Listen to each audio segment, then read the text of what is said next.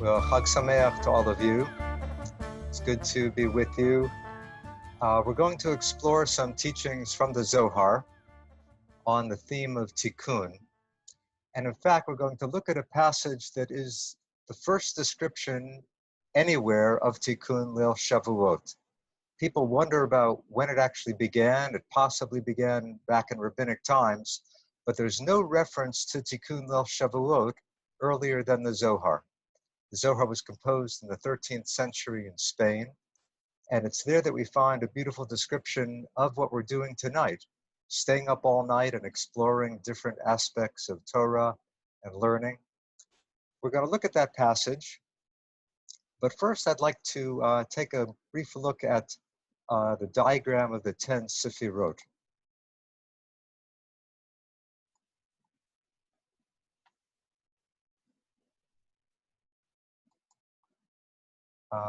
Dave, I don't seem to have permission to share. I click on share screen, but then I can't select share from that.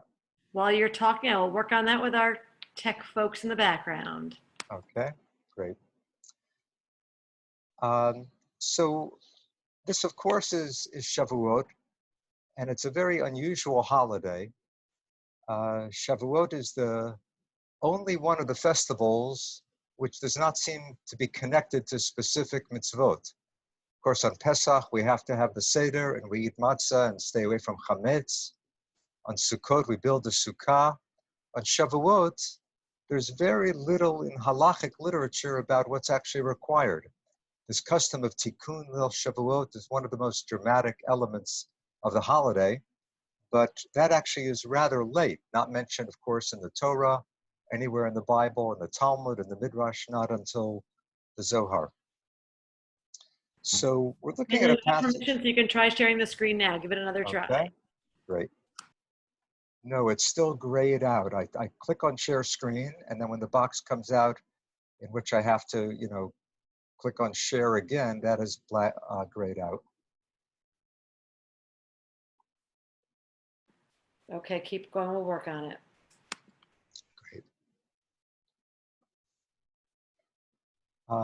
Shavuot is understood in the Midrash, of course, as the celebration of the giving of the Torah on Mount Sinai.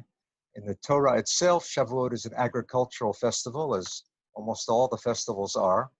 But after the destruction of the temple, the rabbis transformed it from an agricultural festival to a festival commemorating the giving of the Torah on Mount Sinai. And the Midrash understands the giving of the Torah as a wedding between the Holy One, blessed be He, and Israel.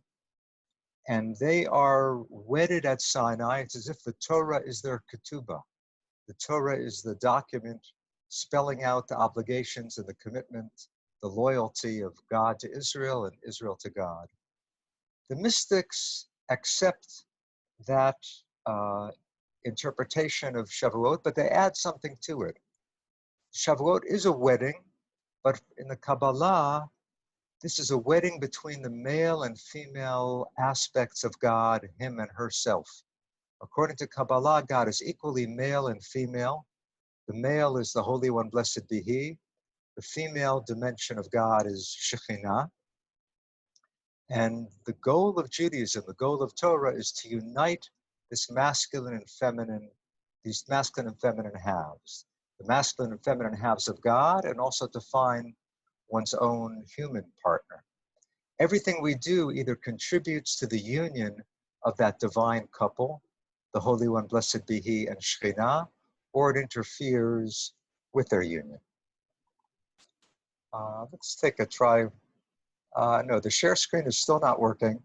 So I'll just start with explaining things to you. I'm sure many of you have seen the diagram of the 10 Sefirot. In that diagram, we have Tiferet, the Holy One, blessed be He, and Shekhinah. And the marriage of the Holy One, blessed be He, and Shekhinah is the main theme of the Zohar. On Shavuot specifically, that couple will be united tomorrow morning. What we are doing tonight is preparing for the union, preparing for the marriage of Shekhinah and the Holy One, blessed be He.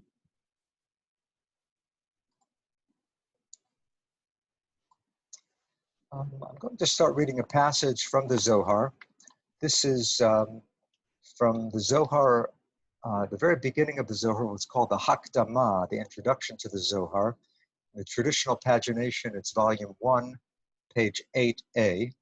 In my translation, the Zohar Pritzker edition, it's in volume 1, page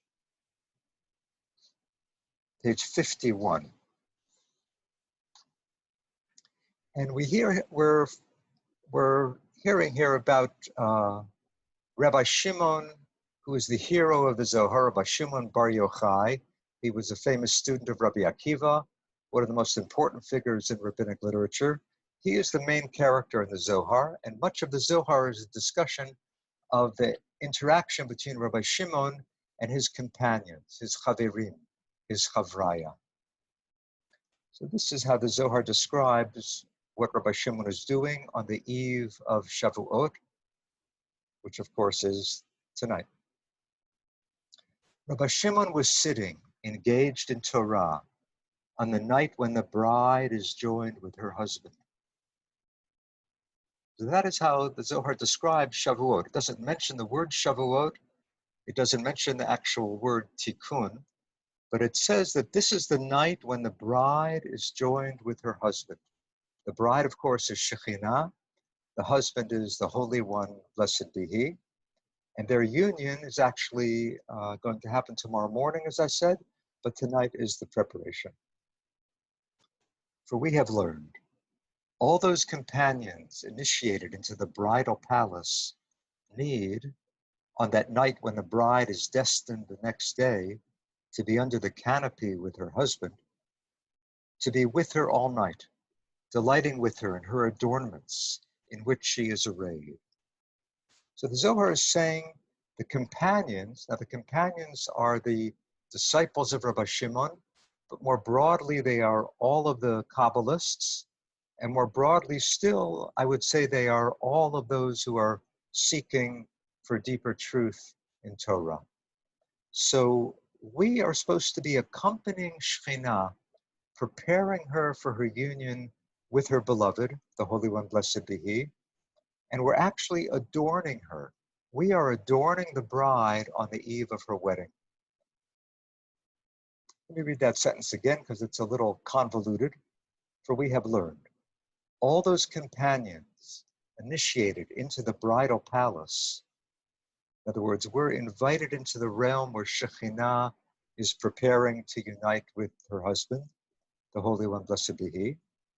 On that night when the bride is destined the next day to be under the canopy with her husband, okay, to unite with the Kadosh Baruch Hu, the Holy One, blessed be He, what should we be doing?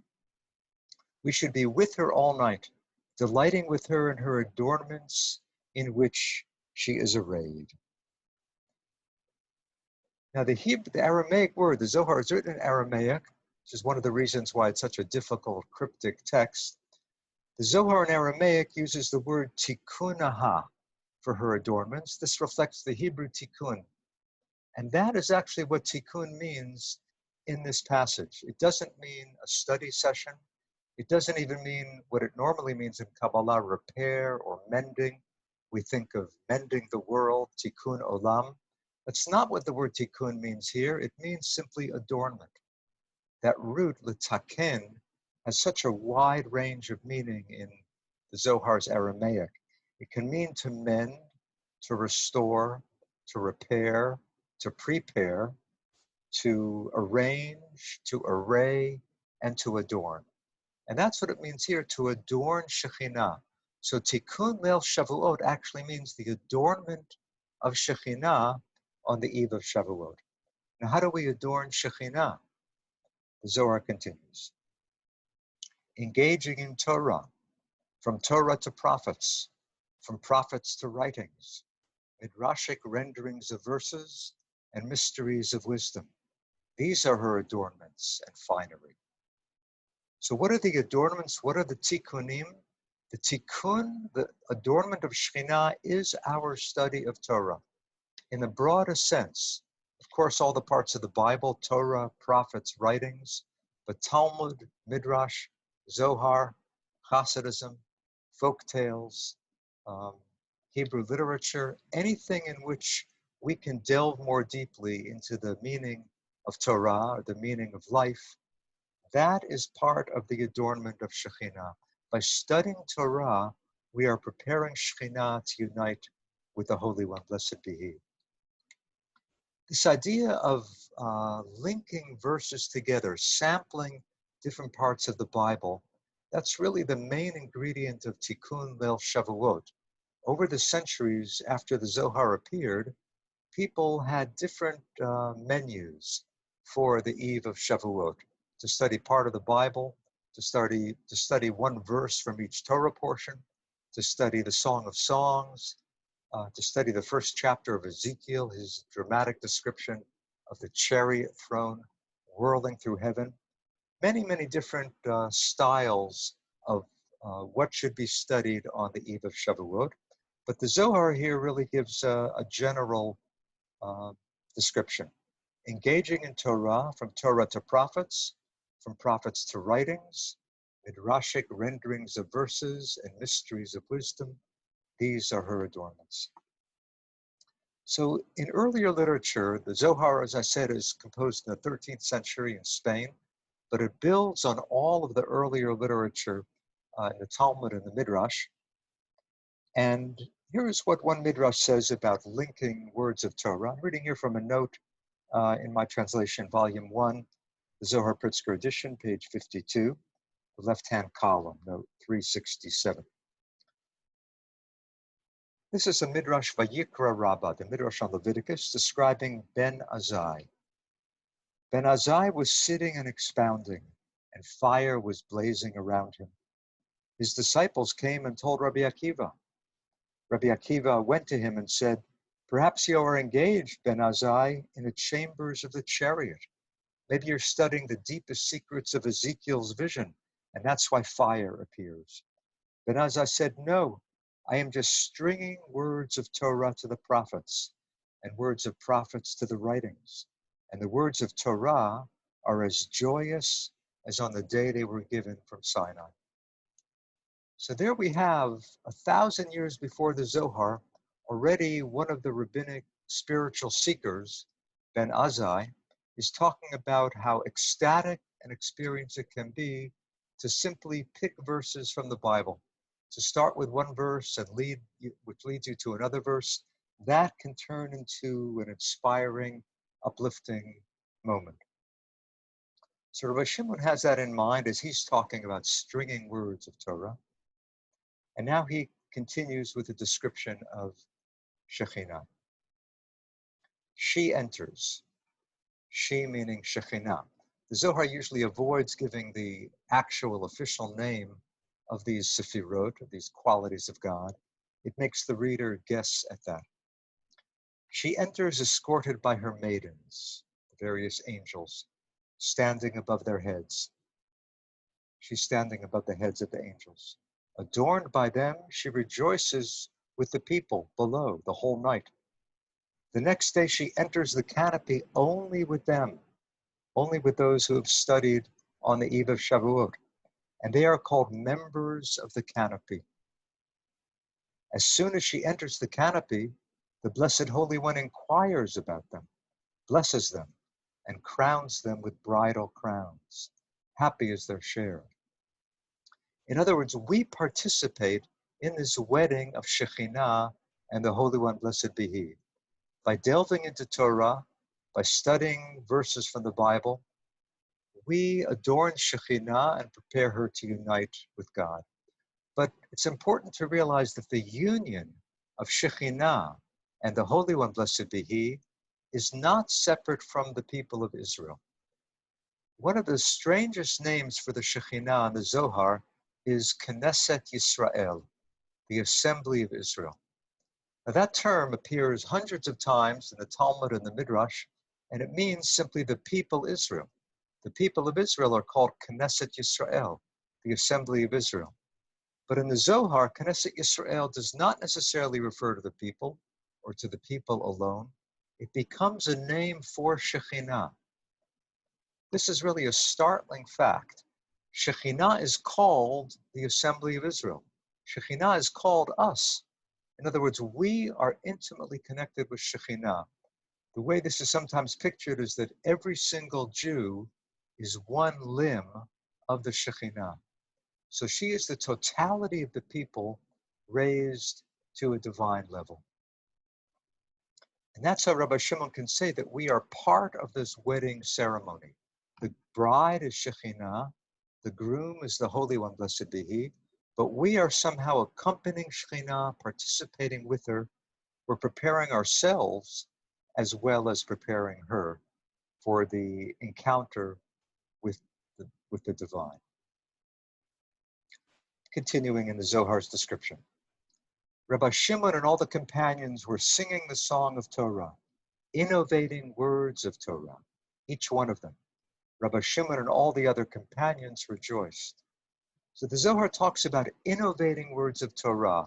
For the Zohar, it's very important not to be satisfied with what has been taught so far, not to be satisfied with the tradition as it stands up till now. We have to add to the tradition. We have to renew Judaism. That's really one of the main emphases of the Zohar. In fact, the Zohar calls its teachings new ancient words, milin chadatin atikin. They're simultaneously new and ancient, based on tradition, but moving into new territory. For example, speaking about the feminine nature of God. This whole idea of Shekhinah is certainly one of the great contributions of the Zohar, and one of the most radical things that it teaches. Judaism is so patriarchal, as is all Western religion. And I think the most radical move of the Kabbalah is to insist that God is equally male and female. Continuing with the Zohar. Rabbi Shimon said, "My children, happy is your share, for tomorrow the bride will enter the canopy only with you. For all those arranging her adornments tonight, rejoicing with her, will be recorded and inscribed in the book of memory. The Blessed Holy One blesses them with 70 blessings and crowns of the supernal world." This is one passage from the Zohar describing the Tikkun, and I'd like to look at one other with you. Those of you who want to look at this in the Zohar itself. And Deva, still no luck with screen sharing. Any progress? You know, the folks who are managing on the back end say they can see it on yours for some reason, but it's not coming up, and I wonder if it's maybe an old version that it's not letting you show it. So we can try afterwards to make it available on our website, or if there's any particular page you want to hold up to show, that could be challenging to do, but some of the folks in the Q&A have asked just to see stuff. But we could have afterwards, we could post it on the JC's website. You can try one more time. It is working from their end. But sorry, it's not working from yours. No luck here. Okay, sorry. So that PDF you can send out to anyone who would like it. Terrific. I'll put my email in the Q&A. So if anyone wants to email me at the JCC, I will send it to them next week after Chag. Great. So you'll have the passage to look at on your own. I'll give the page number, and we'll look now at the second passage. That first passage from the Zohar, you'll see at the beginning of the PDF that you'll get, those of you who want it. The second passage is from the Zohar on Parashat Emor, from the book of Leviticus. In the Zohar, it's volume 3, page 98a. In the Zohar Pritzker edition, this is in volume 8 of the Zohar Pritzker edition, beginning on page 128. We have learned that the Torah that is required on this night is oral Torah, so that they may be purified as one by the spring of the deep stream. Afterward, on this day, written Torah will come and join her, and they will be one in single coupling above. So who are these two characters, these two qualities, oral Torah and written Torah? According to the Zohar, the masculine part of God, the Holy One, blessed be He, is symbolized by the written Torah, by Torah shebichtav, and Shekhinah is symbolized by the expansion of the written Torah into what's called the oral Torah, Torah shebe'al peh. So the union of Shekhinah and the Holy One, blessed be He, is here described as the union of oral Torah and written Torah. Tonight on Tikkun Leil Shavuot, the adorning of Shekhinah, we study the written Torah, but the Zohar is saying it's especially the oral Torah that's appropriate tonight. The Mishnah, the Talmud, the Midrash, and really our own contemporary discussions are also part of that oral Torah, anything we speak about, anything we share with one another. So the oral Torah is especially appropriate tonight because Shekhinah is the focus of our act of adornment.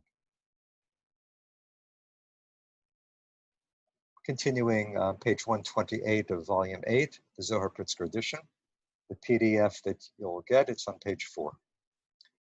Therefore, the ancient Hasidim did not sleep on this night and would delve into Torah, saying, let us come to obtain a holy inheritance for ourselves and our children in 2 worlds. Okay, the Zohar is saying the ancient Hasidim used to stay up all night studying Torah.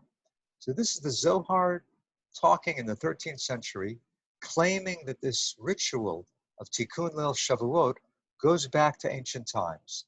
It may go back to ancient times, it may go back to early rabbinic practice, or it may be an invention, a development within the Kabbalah itself, much closer to the time of the Zohar in the 13th century.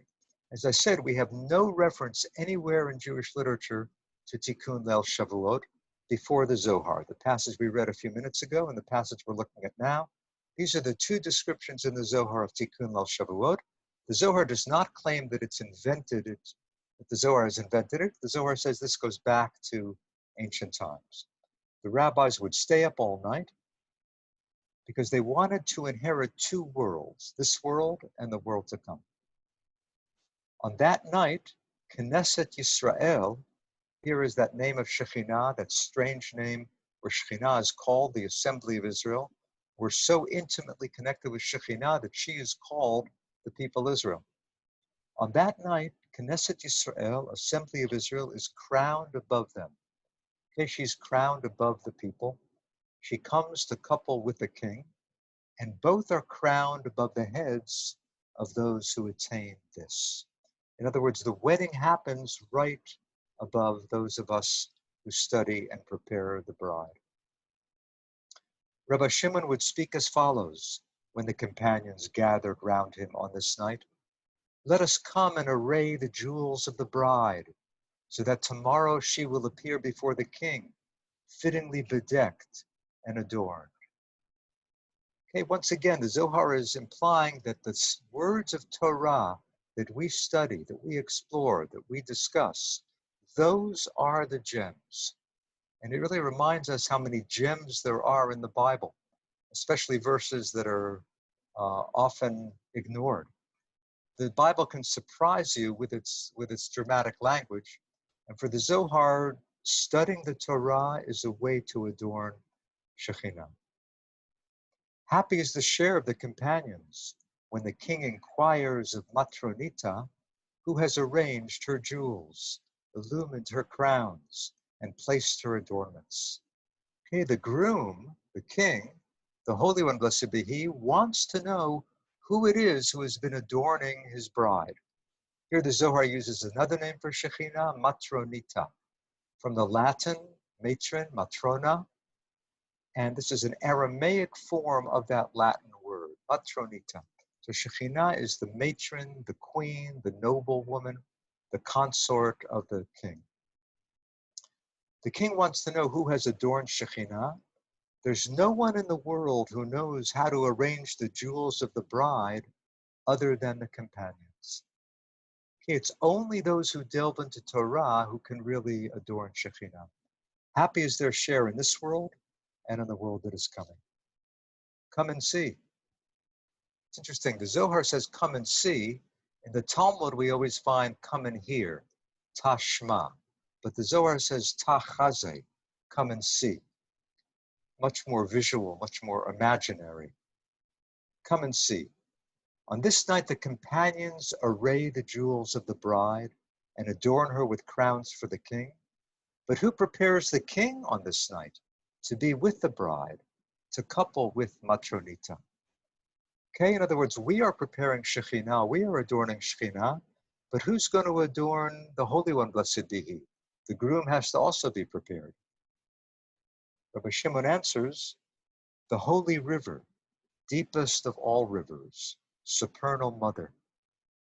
Okay, that is who is adorning the Holy One, blessed be He. Now, when the Zohar says supernal mother, we may think that that is Shekhinah, but actually that's not Shekhinah.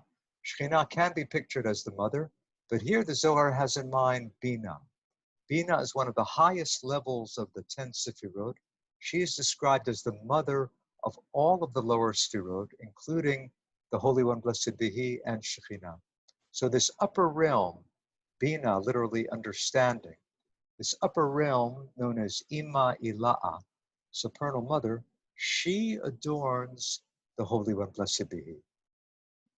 After she has prepared the king and crowned him, she opens to purify Matronita. She comes to purify Matronita and those who accompany her.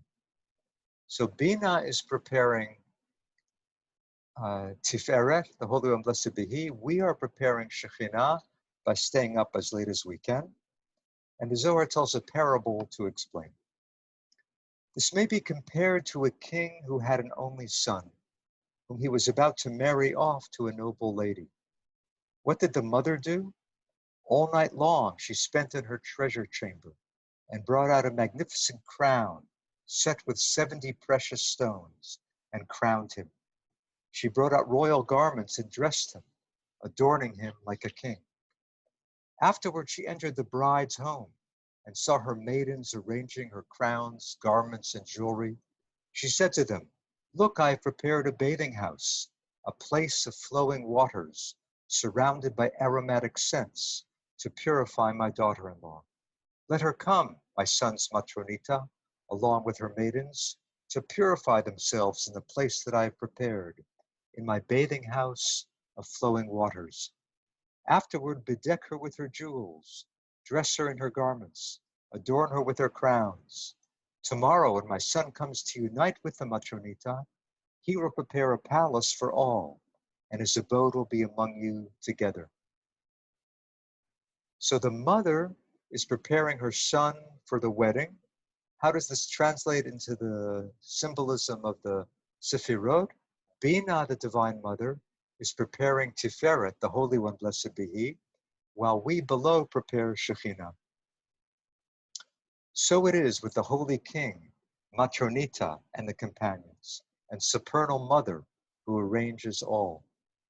Thereby the Supernal King, Matronita, and the companions dwell together. And the Zohar concludes this passage by, Rabbi Shimon concludes his teaching by quoting a verse from Psalms, Psalm 15, verses 1 to 2. Yud-He-Vav-He, who will abide in your tent? He who walks blameless, ufoel tzedek, and does righteousness. Who is that? Well, those who array the bride in her jewels, in her garments, in her crowns. Each one is called poel tzedek, one who activates righteousness. Now, tzedek here is another name for Shekhinah. Zohar has several dozen names for Shekhinah, and one of them is tzedek, righteousness. So the verse in Psalm says, you will dwell in God's tent if you walk blameless and if you do righteousness. But the Zohar understands that, Rabbi Shimon understands that to mean if you activate righteousness. In other words, Shekhinah is a potential.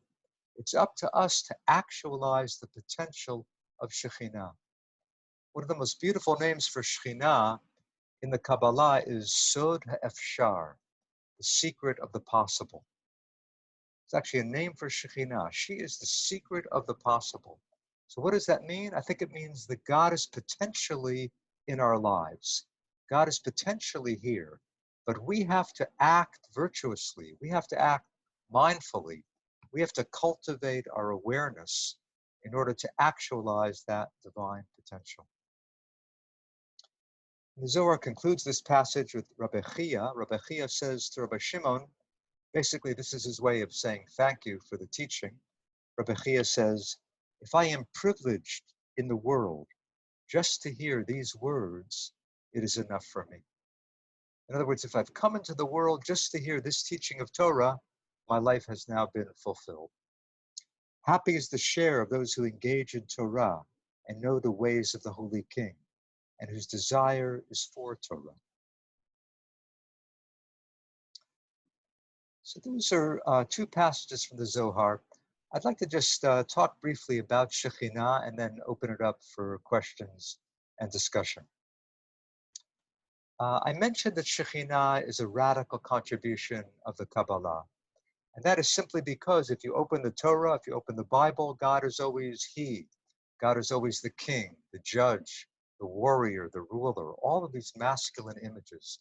The divine seems so overwhelmingly masculine. Here and there you can find an image, a metaphor of mother, but it's very rare that God is pictured in any way other than Father in heaven, the King, Avinu Malkeinu, our Father, our King. So to say that God is equally male and female is a radically new idea.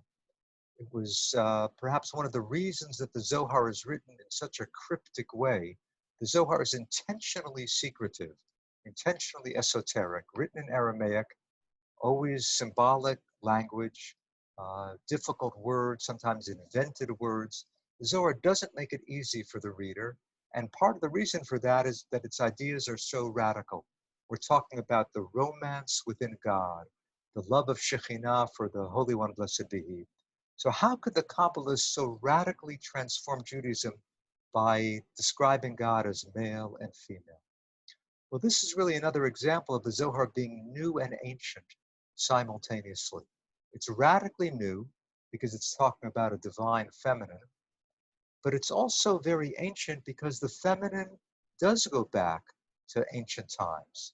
If we look at the ancient Near East, right, the environment in which biblical Israel developed, we know that there was a goddess. There were goddesses in the ancient Near East. The Canaanite goddess goes by several names: Ashtoret, Asherah, Anat. In other words, there were many. Certainly, there were a huge number of Canaanites who were attracted to the god and goddess, to Baal and Asherah, Baal and Ashtoret. But we also know there were Israelites who were attracted to the worship of the goddess. That's why the prophets are always castigating the people for going after the false gods and goddesses of the land of Canaan. So we know that there were Israelites who were attracted to Asherah, for example, the Canaanite goddess, but it's more interesting than that. There were some Israelites who wanted to combine the worship of the God of Israel, Yud-Heh-Vav-Heh, with the goddess of the Canaanites. In other words, to worship Yud-Heh-Vav-Heh together with the Canaanite goddess. This sounds shocking, but archaeologists have found evidence of people bringing offerings or people offering prayers to Yud-Heh-Vav-Heh and his Asherah. Listen to that wording, Yud-Heh-Vav-Heh, the God of Israel, and his Asherah. This is very shocking. You never find that in the Bible itself, but this is what, on the ground level, many Israelites were attracted to. So the goddess, of course, was eliminated from Jewish religion. We have no positive references to the goddess in the Torah. And yet, although she was nearly eliminated, she must have kept some subterranean existence. And finally, she emerges within the Kabbalah as Shekhinah. You might say Shekhinah is the goddess finally becoming kosher. Shekhinah is the goddess becoming kosher. Or Gershom Scholem put it a different way, that Gershom Scholem, the great scholar of Kabbalah, calls this the revenge of myth. That myth of the goddess, which had been almost expunged, almost totally eliminated, comes back in the heart of Rabbinic Judaism through the Kabbalah and the Zohar, so that now there actually is a romance within God.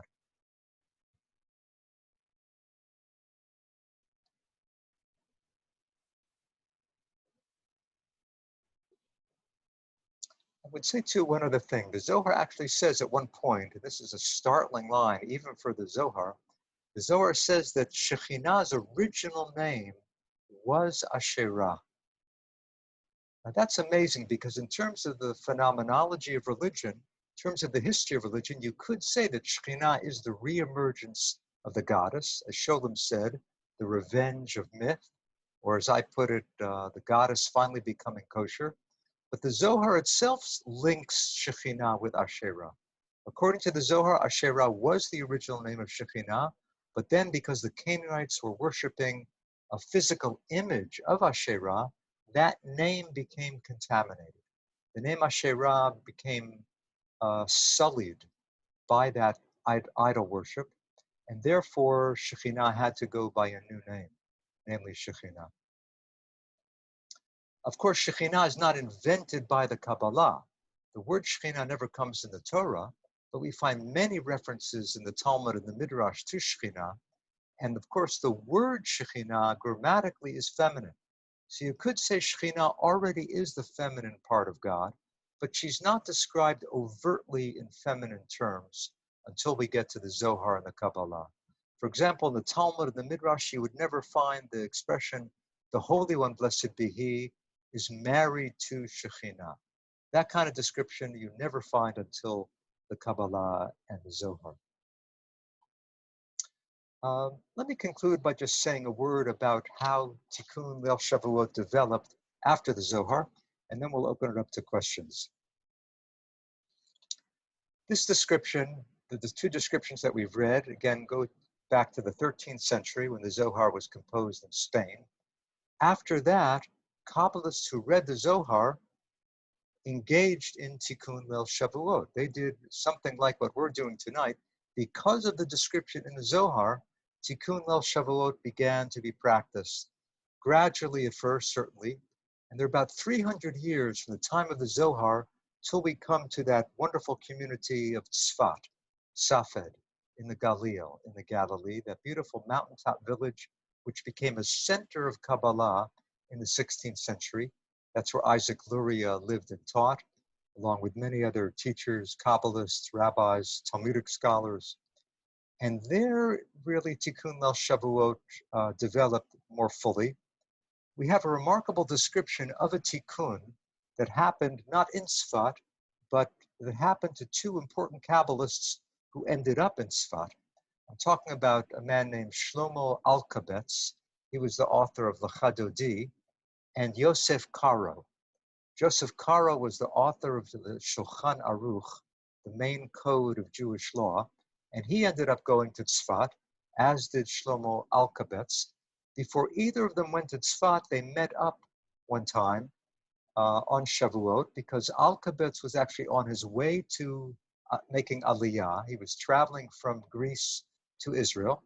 He stopped in what is today Bulgaria, in the town of Nicopolis. That's where Joseph Karo was living. Alkabetz visited Karo and stayed with him for Shavuot. And they practiced the tikkun. And we have Alkabetz's description of the two of them studying Torah, studying passages from the Song of Songs, studying the book of Ruth, which of course is appropriate for Shavuot. That's when the book is read. Various parts of the Bible, these two Kabbalists were studying. And then the Mishnah. They turned to the Mishnah, which is that early code of Jewish law. But the Mishnah was more than a legal document. Of course, it is a great legal creation. But when Joseph Karo studied the Mishnah, for him this became a mystical experience. By chanting the Mishnah, he put himself into another state of mind and actually experienced what's known as automatic speech. A voice came through him. People might call it the subconscious. A voice came through him, and he would speak words of Torah to disciples, to those around him. And that's what happened this night when Alkabetz and Karo were studying Mishnah together. All of a sudden, Karo started speaking. The Magid, it's called. The Magid meaning the preacher. The Magid is the name he gave to the voice that issued from him on another level of his consciousness. Sometimes the Magid identified itself as the Shekhinah. So this is the Shekhinah speaking through the mouth of Joseph Karo. It's amazing that the greatest legal authority of the time, Joseph Karo, was also deeply involved in this type of mystical activity. He was both a lawyer and a mystic, you might say. So a voice comes through Karo's mouth, and Alkabetz writes down what the voice said. This is the Shekhinah speaking through Karo's mouth. Listen, my beloved ones, finest of the fine. Shalom to you. Happy are you. Happy are those who gave birth to you. Happy are you in this world. Happy are you in the world that is coming. For you have devoted yourselves to crown me on this night. For many years the crown has lain fallen from my head. So Shekhinah is saying the crown has fallen from my head. Why? Because she is in Galut. She is in exile with her people. The temple has been destroyed. The people are wandering. Shekhinah shares the suffering of her people, and she's grateful to Karo for now celebrating the eve of Shavuot and restoring the crown to her head. So they continued studying. The next morning went to a mikveh. The next night again did another tikkun. The voice came back. And Alkabetz goes on to describe what can be studied, what can be included. As I said, there were different versions of the menu for Tikkun Leil Shavuot.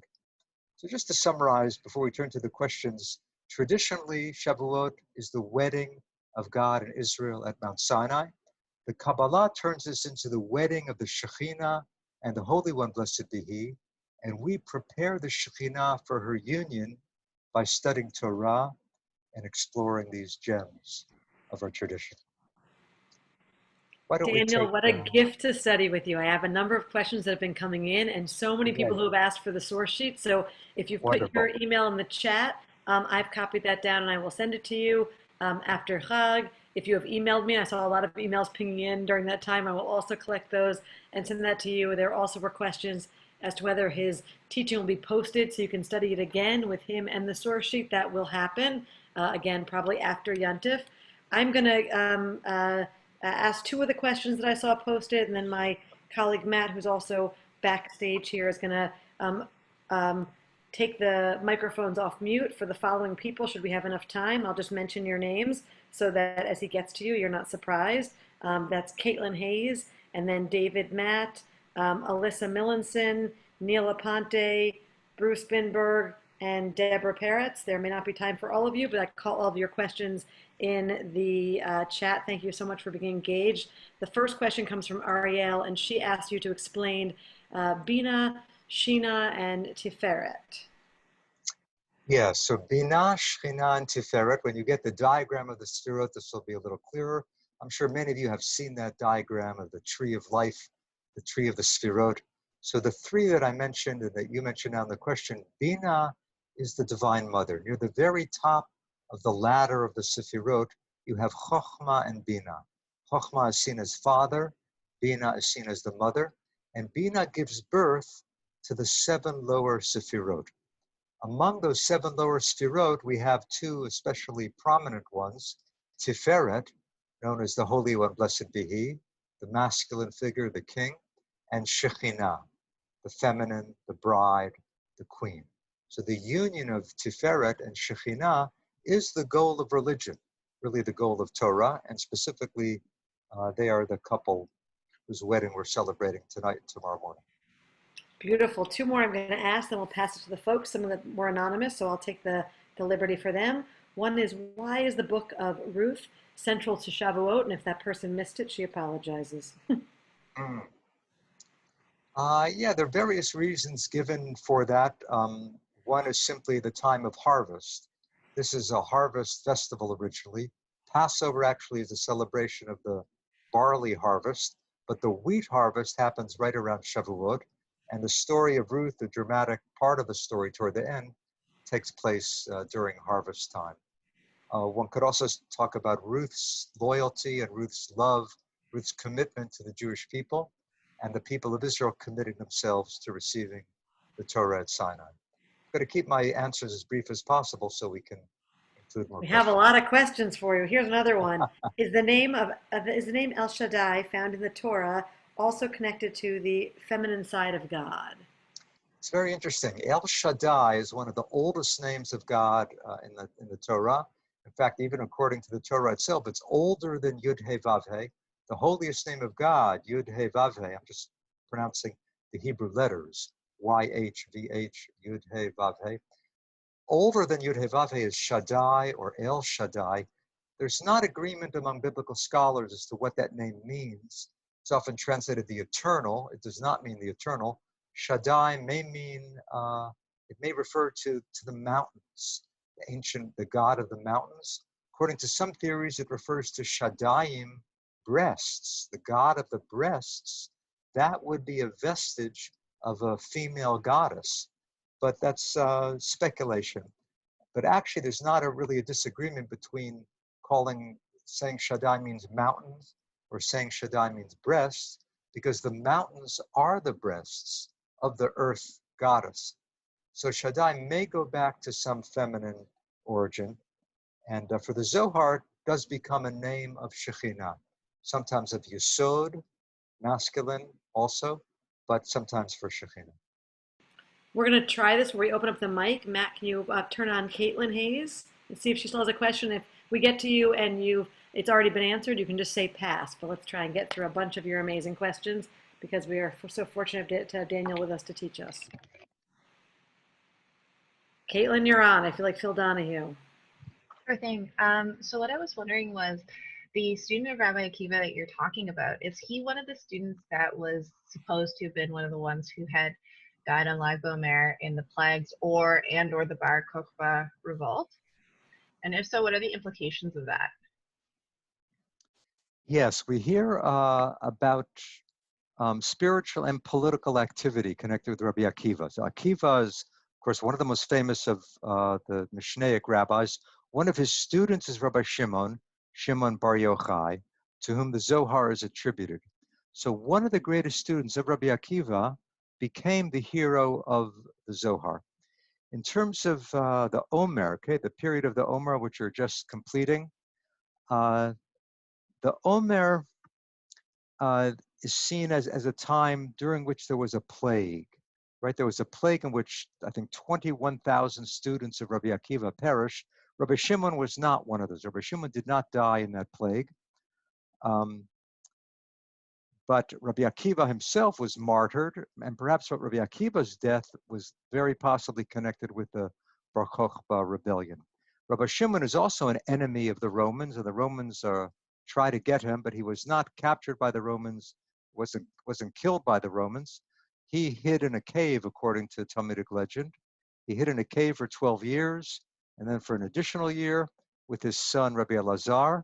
According to the Kabbalistic tradition, that's how the Zohar was born. In that cave, when Rabbi Shimon was sequestered for a dozen years, he and his son, and perhaps inspired by Eliyahu, Elijah the prophet, began to compose the Zohar. Thank you. We're going to go to David, Matt. We have 48 questions or comments in the chat. We're not going to get to all of them, but keep them coming. We will see what we can do in the next, 11 minutes or so. David, Matt, it's you. Could you talk about how the Zohar talks about God as infinite? Yes, we've been talking about qualities of God or aspects of God, especially the masculine and the feminine, but I'm glad you asked that because beyond all of the specific things we can say about God, the Kabbalah insists that ultimately God is Ein Sof, the infinite. There's no way to describe God. So all that we've been talking about is really, in a sense, just from our perspective. From our perspective, we might imagine God as male or female. Ultimately, God escapes all those categories. This, you could say, the Kabbalah learned from Maimonides, and even though Maimonides is often pictured as the arch rationalist and the Kabbalists as the mystics, the Kabbalists were indebted to Maimonides. Maimonides doesn't use the term Ein Sof, but the Kabbalistic idea of Ein Sof is basically the God of Maimonides, that which is beyond all description. And in fact, the highest of the 10 Sefirot, we've talked about Chokhmah and Bina, Tiferet and Shekhinah, but near at the very top of the ladder of the Sefirot, the highest Sefirah is called Keter, meaning crown, but it's also given this beautiful paradoxical name, Ayin. Ayin spelled with an Aleph, Aleph Yud Nun. That means nothing. I don't mean it doesn't mean anything, it means nothing, nothingness. So it's strange, the highest level of divinity in the Sefirot is called nothingness. What that means is that we can't know anything ultimately about the infinite nature of God. We can't know the totality of God in any sense. So we just say it's nothing that we can put into words, nothing that we can imagine. Okay, my apologies in advance. I was told we actually have 4 minutes left. Time flies when you're learning lots. We're Right. going to go to Alyssa Melanson and then Neil Aponte. And if I've messed your names up, I'm sorry. With a name like Deva, I'm so used to it. Go for it, Daniel. Go for it, Alyssa, please. Hey, thank you so much. So, my question was, so we talked about, how lots of goddess cultures have been erased over history, and I've read a little bit about that. And I'm wondering why you think the female kind of energy and spirit, in many ways, has been erased from modern Jewish American upbringing, and why it's kind of kept secret, especially now. And I'm projecting my own thoughts, but it feels like a pretty critical time to bring it out into our world. So why do you think it's been, kept not talked about, and do you think that there's going to be a resurgence and that's going to change? Yeah, well, let's summarize this very briefly. I would say, in the ancient Near East, there were Jews and non-Jews who were attracted to the goddess. The authors, the editors of the Bible, basically eliminate the goddess from Judaism. So the female was eliminated, and in a sense, the Kabbalah reintroduces the feminine, but this wasn't in a public way. This was through the secret teachings of the Kabbalah. So we're saying from the 13th century till today, over that 700-year period, gradually the teachings of the Kabbalists became better known. You could say, by the 17th, 18th centuries, most Jews in the world were aware of the feminine nature of Shekhinah and her connection with the Holy One, blessed be He. But when Judaism was reimagined in the 19th century by the Reform movement, by the Maskilim, the enlightened, they tried to eliminate or to minimize anything supernatural, anything they thought that might be too weird for the Gentile world of Western Europe to accept. They wanted to present Judaism more as a kind of enlightened humanism. So they let go of mythological elements, certainly including anything to do with Kabbalah or mysticism or Shekhinah. And gradually we are rediscovering that. I'll have to leave it very brief because we have to stop in a moment. I'm going to try and sneak in one last question from Neil, if Sure. you can keep the question short and the answer as brief as possible. And I'm going to encourage folks who have a little more energy in them to stick around and learn with Rabbi Elliot Cosgrove. The longer you stay, the more credit you get. So stick around all night. Neil. Hi, Hag Sameach, Daniel. It's always a joy and a privilege to experience your teaching. Could you say a few more words about how the union of the feminine and the masculine aspects of God in the Zohar transform our experience of the divine in Judaism? Well, one way is simply to talk about a romantic life, to talk about an erotic element within God. It's hard to imagine the biblical God being very erotic. And the God of the Zohar is just on every page, the description of the love and the passion. I think the most important thing, though, is that union cannot happen. The union of Shekhinah and the Holy One, blessed be He, cannot happen without human action. We stimulate the divine romance. I think the way you could put this is that every mitzvah is an aphrodisiac for the divine romance. I think I'm going to conclude there. I'll just say in closing, any of you would like to study Zohar with me, I have an online Zohar course, and you can just Google Daniel Matt Zohar course, and I'm sure you'll come across it. If you need help, you can email Deva, and she'll email me.